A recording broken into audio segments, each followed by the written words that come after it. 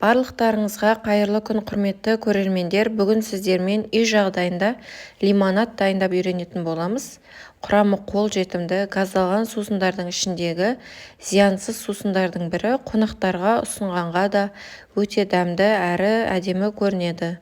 Ең алдымен керекті заттарымыз: лайм, лимон, апельсин, жалбыз. Барлығының қабықтарын ашып, блендерге салып, су шыққанша езіп аламыз. Сіздер жалбызды қоспай өзін бүтіндей етіп салсаңыздар да болады. Егер де блендер болмаған жағдайда кез келген нәрсемен суын шығарып езіп алсаңыздар болады. Графинімізге салып, үстінен сиропымызды құйып аламыз. Мен барбадос деген сиропты қолдандым.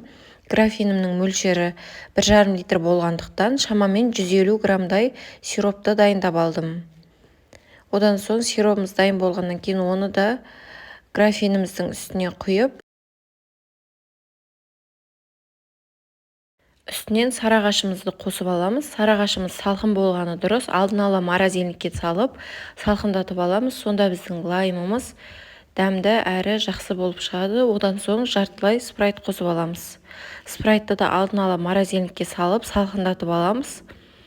Сонда біздің лимонадымыз өте дәмді әрі салқын, шөлді қандыратын болып шығады.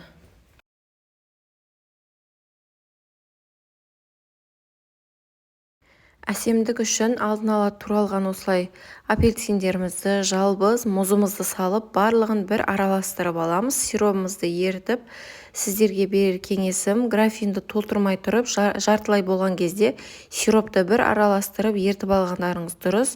Себебі газдалған сусын болғандықтан графиннің сыртына төгіліп кетуі мүмкін. Осылай біздің сусынымыз дайын болғаннан кейін ыдысымызға құйып, қонақтарға ұсына берсеңіздер болады. Барлықтарыңызға жасап көруге кеңес беремін. Видео ұнаса лайк басып, пікір қалдырып, каналыма тіркеліп, қоңыраушаны басып қоюды ұмытпаңыздар.